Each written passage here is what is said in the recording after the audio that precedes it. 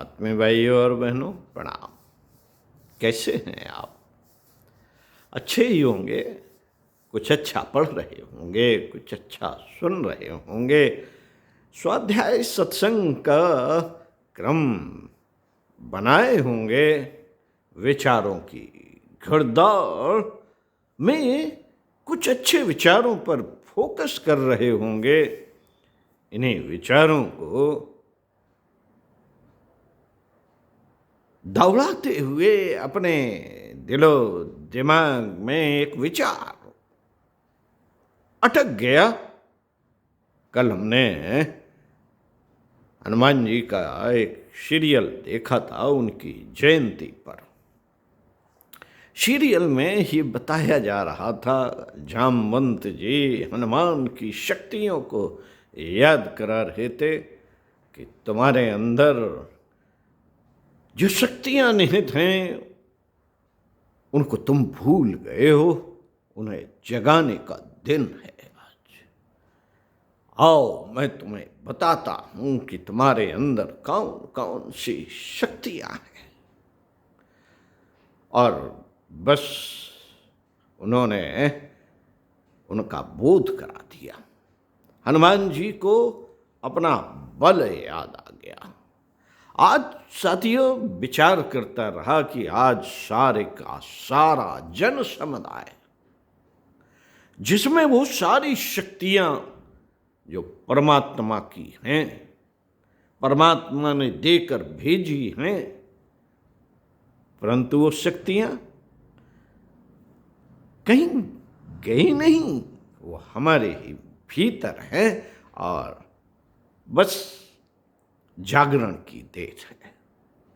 जागरण एक ऐसे जामवंत की आवश्यकता है जो हमारी शक्तियों को बता सके। साथियों, अगर हम इस बारे में परम पूज्य गुरुदेव को सुने देखें तो लगता है कि इस युग में अगर कोई अवतार प्रक्रिया के नाम पर जब कभी हम जानेंगे कि कोई अवतार हुआ था तो वो एक ही नाम दिखाई सुनाई पड़ेगा, परम पूज्य गुरुदेव पंडित श्री राम शर्मा आचार्य जी, जिन्होंने हमारे भीतर निहित सारी शक्तियों को कुरेद कुरेद कर जगाया। और जो जाग जाता है, जो कुरेद लेता है, उनके विचारों को पढ़ और सुन लेता है, बस वही जागृत अवस्था में अच्छे कामों के लिए दौड़ पड़ता है। जो व्याप्त संसार में व्याप्त जनमानस में व्याप्त छाई हुई जो भी निराशाजनक स्थितियां, घटनाएं और व्यवस्थाएं पैदा हो गई हैं, उनको वही उखाड़ पाता है, उखाड़ते देखा जा सकता है। हनुमान जी कैसे उड़ गए थे, कैसे छलांग लगा देते थे, हजारों किलोमीटर दूर की छलांग लगा डालते थे, सूर्य को अपने मुंह में एक सेव जान के, एक फल जान के खा जाते थे। लगता नहीं कि ये कुछ ज्यादा ही है? लगता है।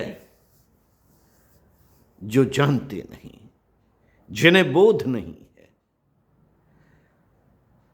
साथियों, एक समय था जब भगवान आ जाते थे, जरा सा याद करो, फट से आ गए,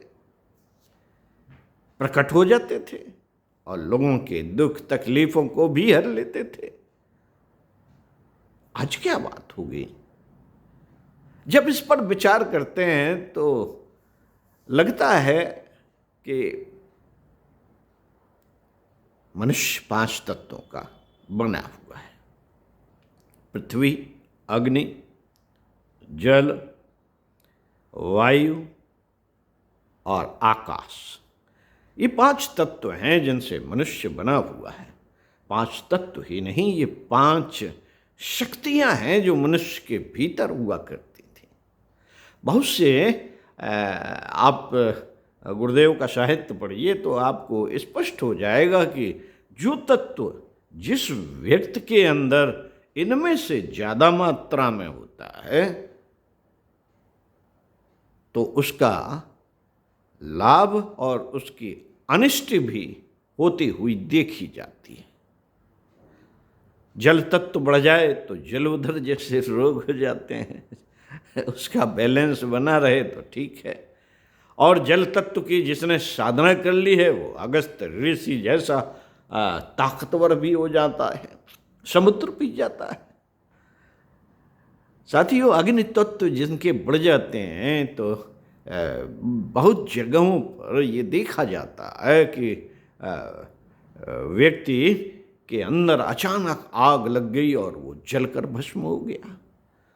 और बहुत से लोगों के अंदर जब देखा जाता है कि वो स्टील खा जाता है, लौह तत्व खा जाता है, धरती तत्व बढ़ जाता है, तो धरती तत्व में लौह स्टील ये सब चीज़ें जो है उनकी मात्रा जब बढ़ जाती है तो वो उसे खा के चबा के फेंक देता है।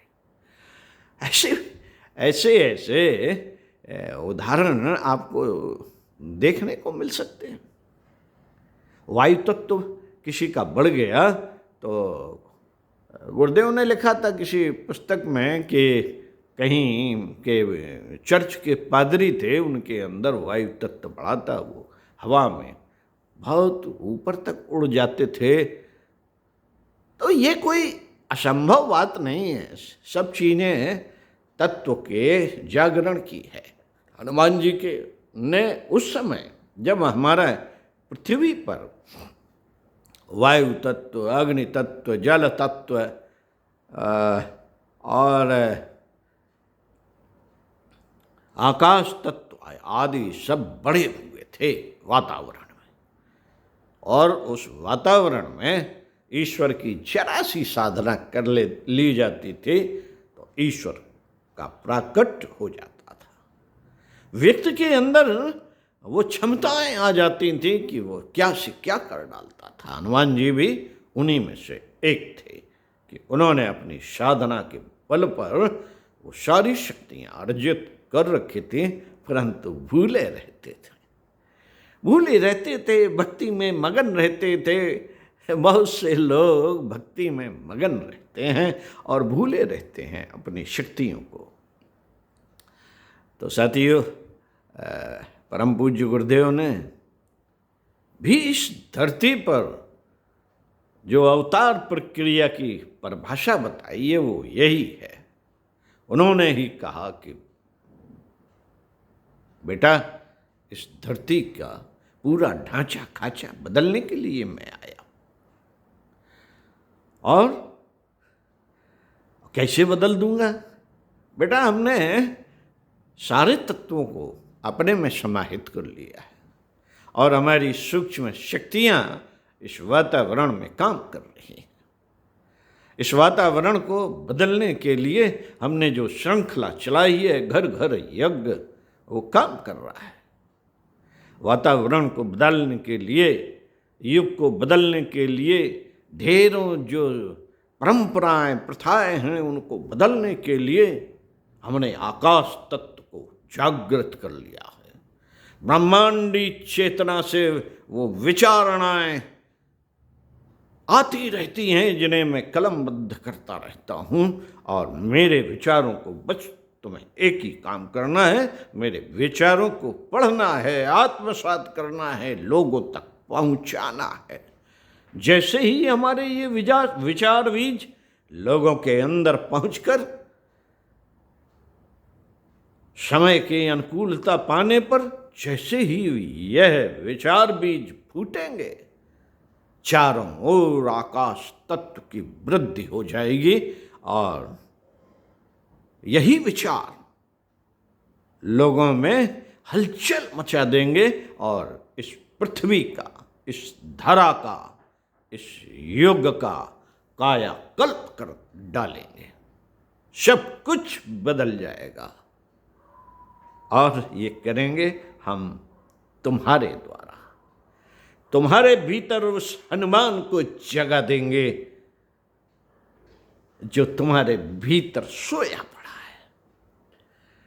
तो साथियों, इसी विचार पर चिंतन मनन करते हैं। चिंतन और मनन, ज्ञान और विज्ञान का दूसरा नाम है चिंतन मनन। किस विषय पर हम चिंतन कर रहे हैं और किस विषय पर हम मनन कर रहे हैं, उसी विषय पर ब्रह्मांडी चेतना से वो धाराएं बहने लगती हैं और हम तक आने लगती हैं। भाई, आकर्षण का सिद्धांत है। केंद्र से जब कोई चीज उछाली जाती है तो पूरे ब्रह्मांडी चेतना में चक्कर लगाते हुए हमारे पास तक आती हैं। चीज क्या? विचार। जब इस शरीर रूपी केंद्र से हम एक अच्छा विचार, एक सार गर्भित विचार